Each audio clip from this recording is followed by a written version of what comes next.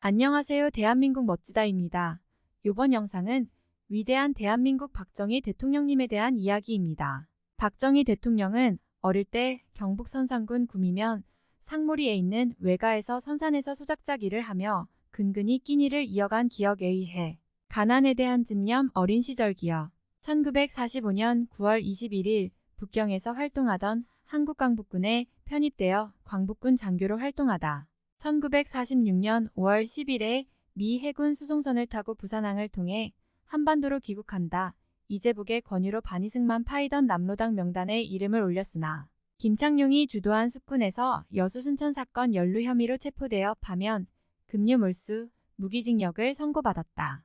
1심 판결 이후 남조선노동당 조직구도 윤곽을 증언한 뒤 백선엽 육군본부 정보국장과 김한일 방첩과장, 김창룡 방첩대장 세 사람의 보증을 받고 집행정지 조치로 풀려난다.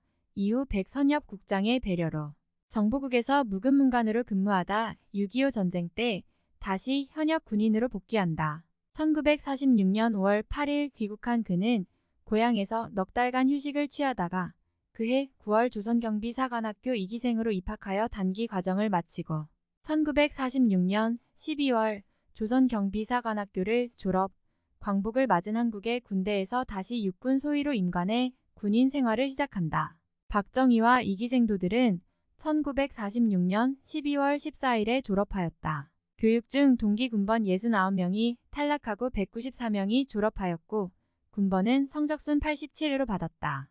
1등은 신재식 육군소장, 군수기지 사령관 역임이었고 박정희는 3등이었다. 소위로 임관한 박정희는 본부가 춘천에 있던 파련대로 발령받았다. 파련대는 1947년 2월 미군이 38선 경비 업무를 일부 이관하면서 5곳에 경비초소를 설치하게 되었다.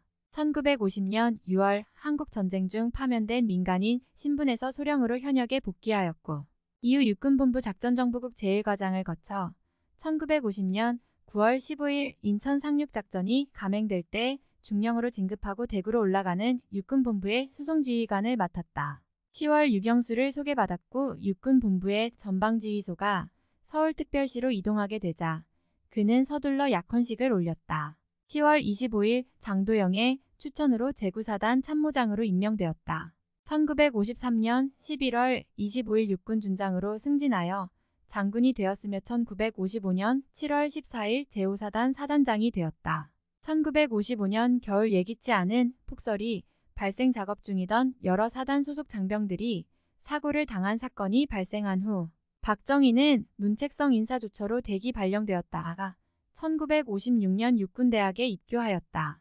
1957년 3월 20일 육군대학을 졸업한 뒤 육군소장 진급심의 대상이 되었다. 이때 박정희의 육군소장 진급심사위원회가 열려 22명의 심사위원이 참가하여 찬성 18표, 기권 2표, 반대 2표로 박정희의 소장 진급은 무난히 통과되는 듯 하였다.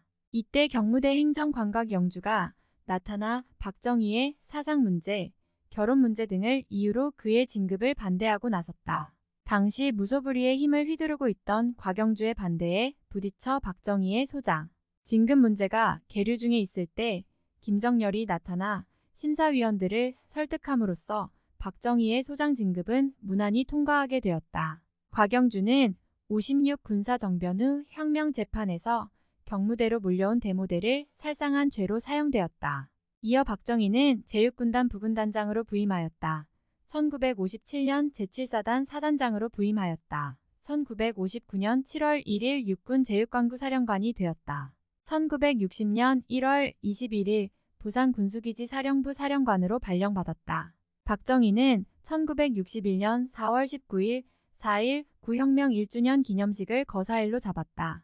그러나 그날 아무런 시위도 집회도 없었고 박정희는 당황한다. 이때 장면 정부의 정보기관인 시국정화단에서 미리 첩보를 입수하고 1961년 4월 19일로 계획된 학생들의 데모를 매수했다는 의혹이 있다. 박정희 등을 비롯한 군인들은 49혁명 1주년 기념식 때 일부 학생들이 정부에 대한 데모를 준비할 때 이를 진압한다는 명분으로 정변을 준비하였다. 1962년 3월 22일 윤보선의 사퇴로 대통령 권한대행 1963년 윤보선을 15만 표 차로 누르고 대통령 당선, 대한민국 제5대 대통령 취임. 1967년 12월 1일에 박정희는 농어촌개발공사를 설치했다. 1973년부터 새마을운동을 전국민적 운동으로 확산시켰다.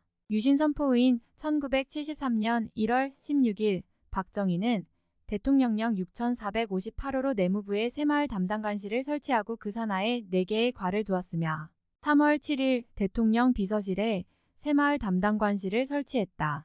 이후 새마을운동과 관련된 교육을 강화했다.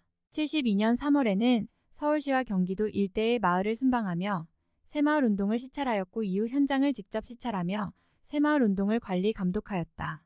1973년 5월 31일 경기도 수원에 새마을 지도자 연수원을 신설, 건립하여 이전까지 농협대학에서 개설하여 운영하는 동농가연구원에서 실시해 오던 새마을운동을 위한 농촌 지도자 교육과 양성 등을 맡게 하였다. 1972년 1490명, 1973년 4354명으로 피교육자 수가 증가하였으며 그 이후로 매년 6,000명 이상이 교육을 받았다고 한다. 1973년부터 지원금을 대폭 늘려 71년 41억 원, 72년 33억 원에서 격증하여 1973년 215억 원, 1974년 308억 원, 1979년에는 4,252억 원까지 정부 예산 지원을 늘렸다.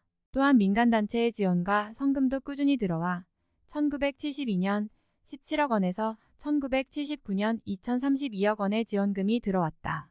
박정희가 만든 새마을 노래는 방송 매체를 통해 아침, 저녁에 방영되었고 국민운동화된 새마을운동의 성공 사례는 일간신문에 소개되기도 하였다.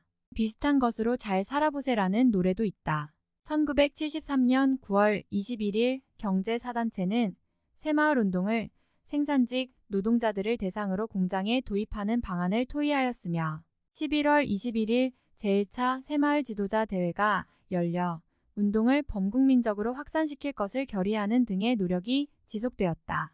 1973년부터 새마을운동을 전국민적 운동으로 확산시켰다.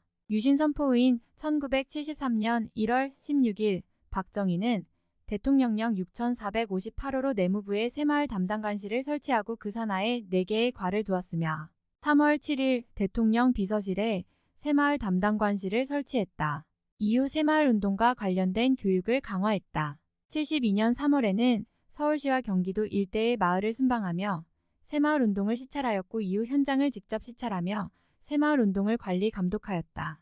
1973년 5월 31일 경기도 수원에 새마을 지도자 연수원을 신설, 건립하여 이전까지 농협대학에서 개설하여 운영하는 동농가연구원에서 실시해 오던 새마을운동을 위한 농촌 지도자 교육과 양성 등을 맡게 하였다. 1972년 1,490명, 1973년 4,354명으로 피교육자 수가 증가하였으며 그 이후로 매년 6,000명 이상이 교육을 받았다고 한다. 1973년부터 지원금을 대폭 늘려 71년 41억 원, 72년 33억 원에서 격증하여 1973년 215억 원, 1974년 308억 원, 1979년에는 4,252억 원까지 정부 예산 지원을 늘렸다. 또한 민간단체의 지원과 성금도 꾸준히 들어와 1972년 17억 원에서 1979년 2,032억 원의 지원금이 들어왔다. 박정희가 만든 새마을 노래는 방송 매체를 통해 아침, 저녁에 방영되었고 국민운동화된 새마을운동의 성공 사례는 일간신문에 소개되기도 하였다.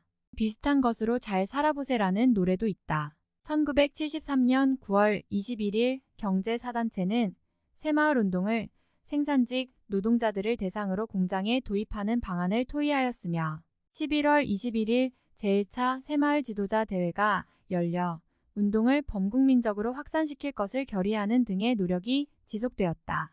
포항제철 건설 군사정부는 경제개발 계획을 시행하기 위해서 막대한 개발 자금을 필요로 하였으나 국내 자본 축적이 미흡하고 외자 도입도 쉽지 않은 상황에서 일본으로부터 유무상차관 도입을 전제로 하는 대일 청구권 자금 협상과 연계된 한일국 교정상화 협상을 적극적으로 추진하였다. 장기간 이끌어온 협상을 마무리하고 1964년 12월 18일에 양국 간의 대한민국과 일본국 간의 재산 및 청구권에 관한 문제의 해결과 경제협력에 관한 협정에 관한 비준서를 교환함.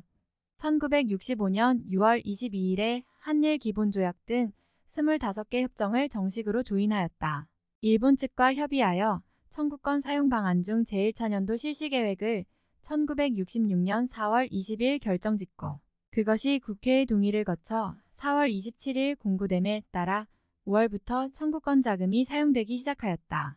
부산 군수기지 사령부 1969년 1월 31일 박태준 포항제철 사장은 통역 담당 최주선 부장과 함께 피츠버그로 건너가 KISA 대표인 포이 회장을 만났으며 KISA 회원사들을 따로따로 만나 한국의 경제 상황과 제철소의 필요성을 역설했다.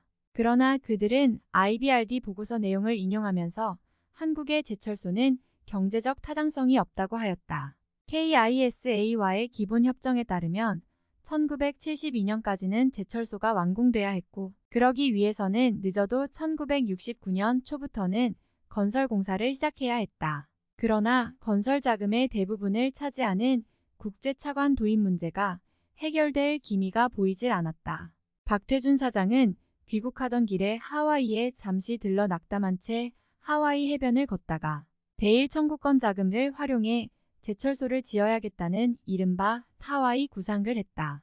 그는 국제전화로 박정희에게 자기 생각을 알리고 곧바로 일본 도쿄로 날아가 일본의 정재계 인사들을 만나 자금 지원 협상을 벌였다. 사후 영향력. 박정희 정권 때 산업화 노력에 주력한 세대는 대한민국의 산업화 세대로 불리기도 한다. 박정희 정권을 개발 독재라는 표현도 쓰이고 있다. 그렇지만 박정희 대통령은 대한민국을 살린 장본인임에는 반박의 여지가 없다.